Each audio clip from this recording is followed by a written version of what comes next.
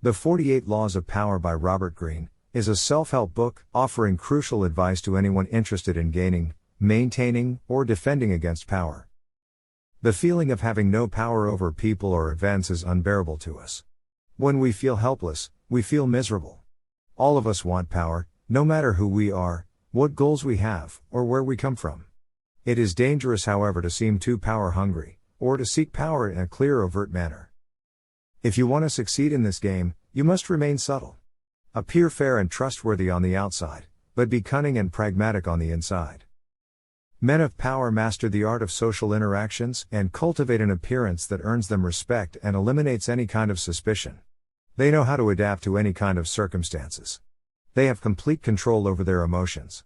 They practice misdirection, secrecy, and selective honesty to manipulate and gain a tactical advantage. They set clear goals and do all it takes to achieve them. The 48 Laws of Power exposes all their secrets and tricks and equalizes the playing field by teaching you how to identify and defend against them, and how to use these tactics yourself, for your own benefit, when the situation requires it. This summary reveals some of the most important ones. By the way, if you enjoy what you hear and are curious about more, please check out the links in the description after finishing the vid. And don't forget to like, comment, and subscribe to help the channel grow. So, let's get started. 1. Never outshine the master. You should always make those in a higher position than you feel comfortably superior. Robert Greene warns us that if we go too far in displaying our talents while trying to impress our bosses or get their attention, we might accomplish the opposite. We might be seen as a threat, which could trigger fear and insecurity.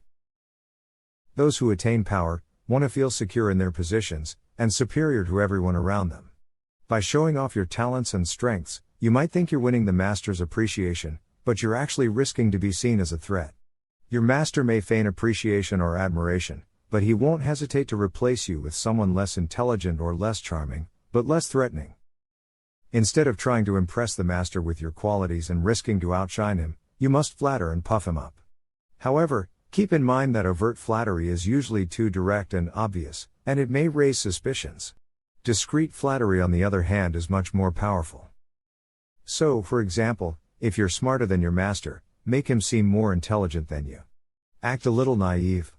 Ask for his advice and pretend to admire his expertise. Make some harmless mistakes that won't hurt you in the long run, but will give you the chance to ask for his help. Masters love such requests. If you're more creative than your master, assign your ideas to him in a public manner. Make it clear that your ideas are merely a reflection of his ideas. If you're more charming than your master, make sure you don't steal his spotlight in social situations. He must always be the center of attention, no matter what. If you're wittier than your master, don't make him seem cold and surly by comparison.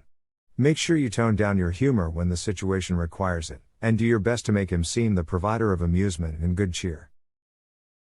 It is very wise to disguise your strengths if in the end they lead to power. This will all come in handy when you'll have the opportunity to steal your master's position, and finally display your superiority. Until then, keep working behind the scenes. Make your master shine even more in everyone's eyes. You will be seen as a valuable asset, and you'll surely be promoted. Reversal. If your superior is on the downfall, there is nothing to fear from outshining him. Don't be merciful, but don't be too cruel either. Outdo, outcharm, and outsmart him at key moments, but don't humiliate him, because you might be seen as cruel or spiteful by others. Your master will fall someday, and if you play it right, you will be there to take his place. 2.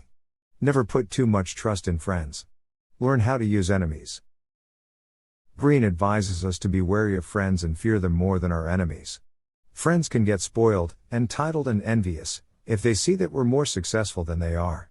So as a result, they can sabotage us, exploit us, or turn against us, and most of the times, we won't see it coming until it's too late. It is normal to want to hire your friends when you find yourself in times of need. Why rely on a stranger when you have a friend at hand? Well, the problem is that you rarely know your friends as well as you imagine. Friends often agree on things just to avoid an argument. They laugh extra hard at each other's jokes. They say that they love your music, adore your ideas, or envy your taste in clothes. Maybe they mean it, but often they do not. Since honesty rarely strengthens a friendship, you may never get to truly know your friend. You may discover their drawbacks only after you hired them, and by then, it might be too late. There is also a trace of condescension in the act of hiring friends that might hurt their ego. They might think you hired them just because they are your friend, not because they actually deserve it. This hidden wound will come out slowly but surely. Flashes of envy and resentment here and there, a little more honesty, and before you know it, your friendship fades. All professional situations require a kind of distance between people.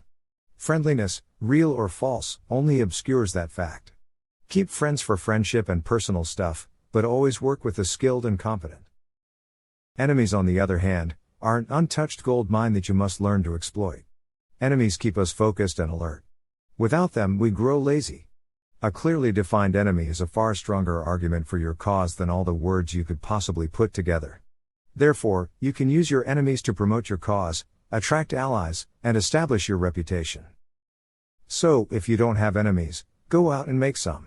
And even turn a friend into an enemy if the circumstances require it. Be careful though. Never pick a fight with someone you are not sure you can defeat. Reversal.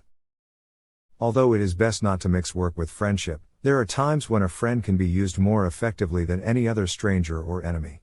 For example, you might use your friends to do your dirty work. Friends often do this the best, since their affection and loyalty for you makes them willing to take chances.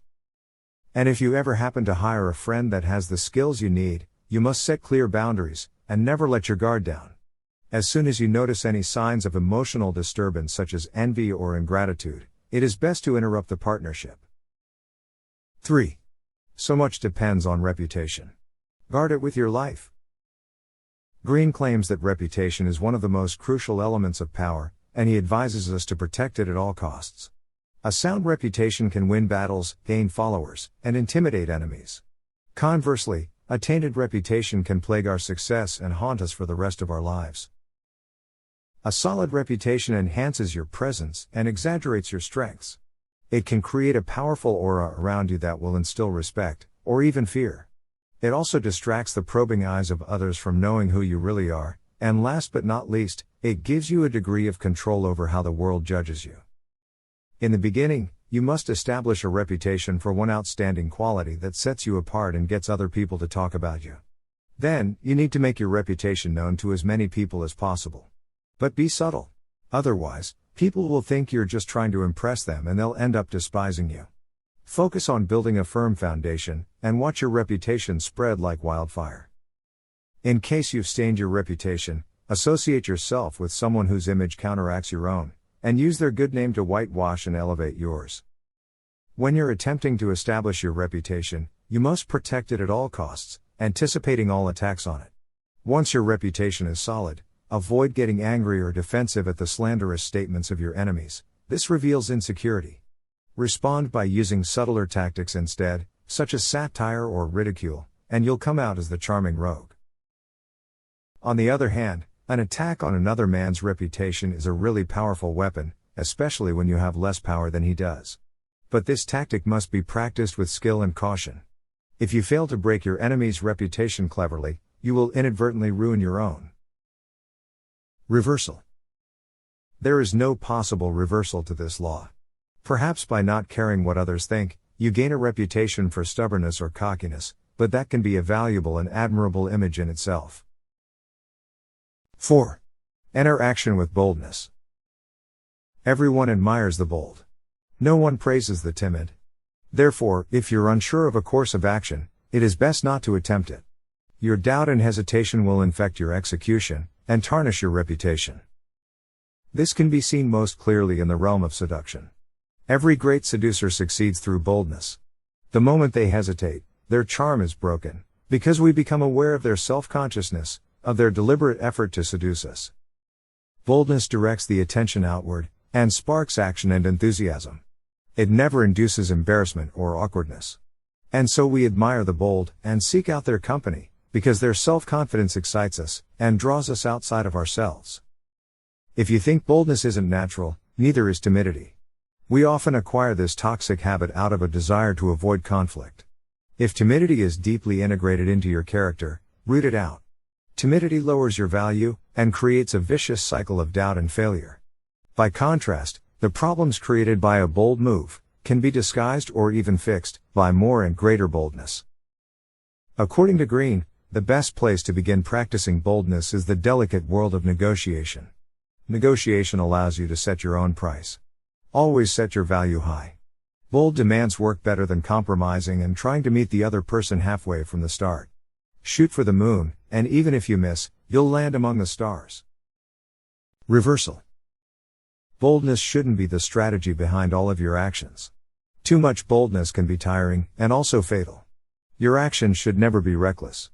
Boldness is a tactical instrument that should be used at the right moment, as a decisive strike. Timidity doesn't have a real place in the realm of power, but you have to be able to feign it. If you lure people in, with a fake display of shyness, you can take them by surprise and overwhelm them with boldness once they lower their guard. And 5. Be royal in your own fashion. Act like a king to be treated like one. How you carry yourself determines how you're treated. If you seem banal or vulgar, people will disrespect you. But if you carry yourself with confidence, dignity, and self-respect, you will seem destined for greatness.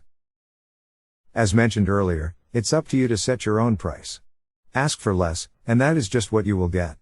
Ask for more, however, and you send the message that you're someone to be taken seriously. If you believe you are destined for great things, your belief will radiate outward. This radiance will infect the people around you, who will think you must have reasons to feel so confident. The trick is simple. Show enormous levels of self-belief. Even though you know you're most likely fooling yourself, fake it until you make it. Act like a king, and you are likely to be treated as one. A royal aura isn't synonymous with arrogance, though. Arrogance might be seen as the king's entitlement, but in fact it betrays insecurity. It is the opposite of a royal demeanor. A royal demeanor is best represented by dignity. Act gracefully, as if nothing can affect you. This is an extremely powerful pose. It either disarms people and makes them less suspicious, or it intimidates them and demands their respect. There are 3 main strategies that can help you project a royal demeanor. The first would be to set your price high, and make bold demands, as already discussed. The second would be to go after the highest person in the building, in a dignified way. This immediately puts you on the same level as the chief executive you are attacking. By confronting a great opponent, you create the appearance of greatness for yourself. And the third is the gift-giving strategy. This is the old con game of giving so that you can take. A gift subtly puts the recipient under obligation, and helps you gain a reputation for magnanimity and generosity. This softens people up, earns their admiration, and distracts them from your power plays. Reversal. You must project royal confidence to set yourself apart from other people, but if you take this law too far, it will turn against you. Never make the mistake of thinking that you elevate yourself by humiliating others. You must project confidence, not arrogance or disdain. Plus, it's never a good idea to loom too high above the crowd. You don't want to make yourself an easy target. Appearing superior to others can be dangerous, but the most dangerous is to appear perfect, without any faults or weaknesses. Perfection arouses envy, which creates silent enemies. By displaying small defects or harmless vices, however, you make yourself seem more relatable and approachable, and this prevents envy from developing.